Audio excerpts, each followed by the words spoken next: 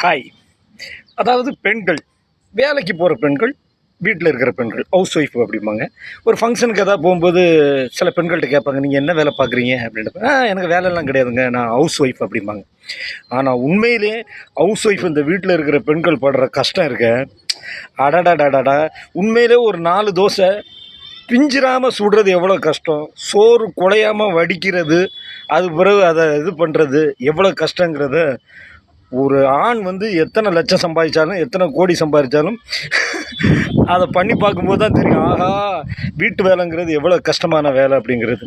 இதில் இன்னொரு விஷயம் இருக்குது, வேலைக்கு போயும் வீட்டில் சமையல் வீட்டு வேலையெல்லாம் பார்க்குற பெண்களும் இருக்கிறாங்க. அந்த பெண்களுக்கெல்லாம் ராயல் சல்யூட். இதில் இன்னொரு ஆண்கள் இருக்கிறாங்க, வேலைக்கு போனாலும் எங்கே போனாலும் அவங்க சமைக்கிறத ஒரு ஹாபியாக பண்ணுவாங்க. வீட்டு வேலை, பாத்திரம் கழுவுறது, வீட்டை பெருக்கிறது, தோசை சுடுறது, சமைக்கிறது. இதில் வந்து பெண்களுக்கு நிகரான ஆண்களும் நிறைய பேர் இருக்கிறாங்க, புரியுதுங்களா? அதனால் ஹவுஸ் ஒய்ஃப் அப்படிங்கிறது, நான் வீட்டில் சும்மா தான் இருக்கிறேன் அப்படிங்கிறது வந்து அது அவங்க சும்மா இருக்கிறது இல்லை. அவங்க பார்க்குற வேலைக்கெல்லாம் நம்ம சம்பளம் கொடுக்கணுன்னு பார்த்தீங்கன்னா கிட்டத்தட்ட 50,000 ரூபா சம்பளம் கொடுக்கணும். உண்மையிலே ராயல் சல்யூட் பெண்களுக்கெல்லாம்.